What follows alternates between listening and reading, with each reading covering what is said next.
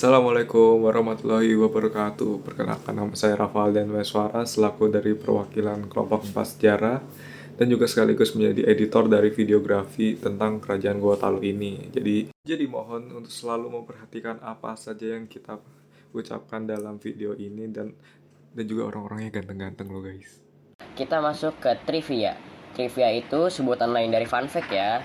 Jadi, trivia yang pertama adalah hukum larangan kentut atau buang angin di istana. Konon, Raja Goa sangat menjunjung tinggi etika di istana. Sampai-sampai ada aturan larangan keras buang angin di dalam lingkungan istana. Pelanggar bisa dikenakan denda atau teguran keras karena dianggap mencemari kesucian ruang kerajaan. Yang kedua, Raja Goa pernah pakai kacamata dari Cina sebagai status sosial. Pada abad ke-17, bangsawan Goa pernah mengenakan kacamata dari Cina bukan karena rabun, tapi sebagai simbol intelektualisme dan status elit. Semakin besar bingkai kacamatanya, semakin tinggi derajatnya. Goa sangatlah canggih, bisa navigasi lewat bau angin. Pelaut Goa terkenal bisa menebak arah pulau atau lokasi hanya dari bau angin laut dan warna air.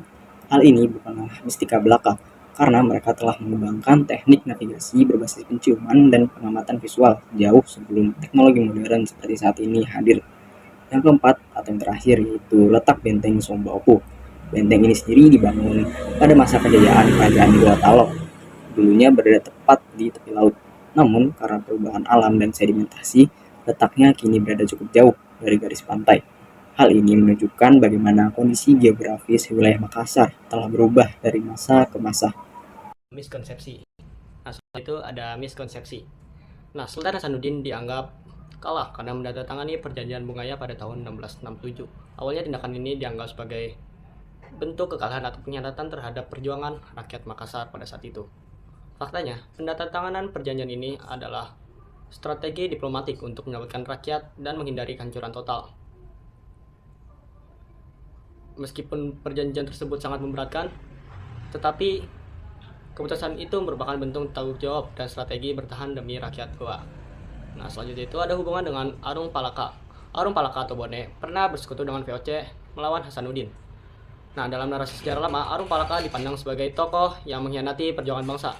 Namun belakangan ini dipahami bahwa konflik Goa berlangsung sebelum kedatangan Aceh dan si Arung Palaka adalah dari dialog yang kompleks. Nah, selanjutnya ada perlawanan Hasanuddin terhadap VOC. Nah, perlawanan Hasanuddin terhadap VOC ini dianggap sebagai simbol awal nasionalisme.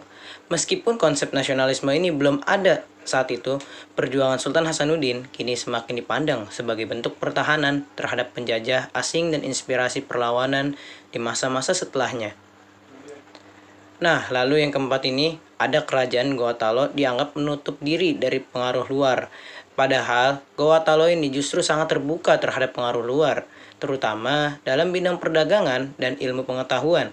Kerajaan ini menjalin hubungan dengan pedagang dan cendekiawan dari Arab, India, Tiongkok, hingga Eropa. Keterbukaan ini memperkaya budaya lokal dan memperkuat posisi Goa Talo sebagai pusat perdagangan dan penyebaran Islam yang ada di kawasan timur Indonesia. Selanjutnya, materi asal-usul dan pendiri kerajaan Goa Talo yang didirikan pada abad ke-16 oleh Tumanurung. Tokoh legendaris yang dianggap memiliki kekuatan supernatural dan merupakan keturunan dewa. Ia membawa ajaran moral yang menjadi dasar masyarakat Goa. Pada tahun 1560, Goa bersatu dengan kerajaan Talo yang juga dipimpin oleh keturunan Tumanurung. Penyatuan ini memperkuat kekuasaan politik di Sulawesi Selatan. Dan Sultan Alauddin menjadi raja pertama dari kerajaan gabungan Goa Talo. Ini juga menjadi awal terbentuknya sistem pemerintahan yang lebih struktur. Berikutnya adalah masa kejayaan. Kerajaan Goa Talo mencapai masa kejayaan di bawah Sultan Hasanuddin pada tahun 1550 sampai 1570. Pemimpin cerdas dan berani yang dijuluki Ayam Jantan dari timur, ia menjadikan kerajaan ini sebagai pusat perdagangan besar di Indonesia Timur.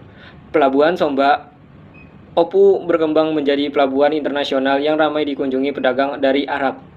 Cina hingga Eropa. Kerajaan juga aktif dalam diplomasi dan menjalin aliansi strategis dengan kerajaan-kerajaan Islam lain seperti Ternate dan Tidore untuk memperkuat pertahanan dan ancaman penjajahan. Selanjutnya, penyebaran Islam. Islam mulai tersebar di Gorontalo sejak awal abad ke-16. Para sultan aktif menyebarkan ajaran agama Islam dengan membangun masjid dan mendukung kegiatan dakwah. Masjid Agung Gorontalo menjadi simbol penting penyebaran Islam. Ulama terkenal seperti Syekh Yusuf berperan besar dalam mengembangkan pemahaman Islam, terutama ajaran tasawuf yang turut menyelaraskan budaya lokal dengan ajaran agama. Yang keempat, ada konflik dengan Belanda. Kerajaan Gorontalo terlibat dalam Perang Makassar pada tahun 1666 sampai 1669 melawan Belanda yang ingin menguasai jalur perdagangan rempah-rempah. Sultan Hasanuddin melakukan perlawanan sengit melalui strategi militer dan diplomat. Namun, setelah 3 tahun, Gorontalo kalah dan terpaksa menandatangani perjanjian Bongnya pada 1669. Perjanjian ini mengakui kedaulatan Gorontalo dan memberikan dominasi politik serta ekonomi kepada Belanda di wilayah tersebut. Lanjut, yang kelima adalah masa setelah perang. Setelah kekalahan, kekuasaan Gorontalo menurun. Namun, kerajaan tetap mempertahankan pengaruh di politik lokal dan berupaya menjaga budaya. Di tengah keterbatasan, kerajaan tetap mendorong pendidikan dan menghasilkan berbagai karya sastra dan seni. Identitas budaya tetap dilestarikan sebagai bentuk perlawanan terhadap penjajahan. Nah, yang keenam adalah warisan dan pengaruh. Gorontalo meninggalkan warisan budaya yang kaya, termasuk arsitektur masjid, sistem pemerintahan, dan seni tradisional. Nilai-nilai budaya yang diwariskan masih hidup dalam masyarakat Sulawesi Selatan hingga kini. Secara nasional, Gorontalo menjadi bagian penting dari pembentukan identitas Indonesia dalam hal keberagaman, budaya, dan agama, serta menjadi contoh diplomasi dan kekuatan kerajaan Nusantara. Selanjutnya yang ketujuh ada peninggalan sejarah. Beberapa peninggalan sejarah seperti Benteng Sumba Opu dan Makam Para Raja, Goa telah menjadi cagar budaya dan objek wisata sejarah yang penting. Benteng ini menjadi simbol perlawanan terhadap kolonialisme dan kekuatan militer Gorontalo pada masanya. Dan selanjutnya ada kesimpulan. Kerajaan Gorontalo memainkan peran penting dalam sejarah Sulawesi Selatan dan Indonesia. Dari masa kejayaan hingga konflik dengan penjajah, kerajaan ini menunjukkan kekuatan politik, budaya, dan keagamaan yang kuat. Warisan Gorontalo masih terasa hingga kini, menjadi pelajaran berharga tentang persatuan, perjuangan, dan pentingnya menjaga identitas budaya dalam menghadapi perubahan zaman. Jadi sekian dari kelompok kami. Mohon maaf jika ada salah kata atau ada salah informasi yang kami masukkan dalam materi ini. Assalamualaikum warahmatullahi wabarakatuh. Dapal kantong banget guys.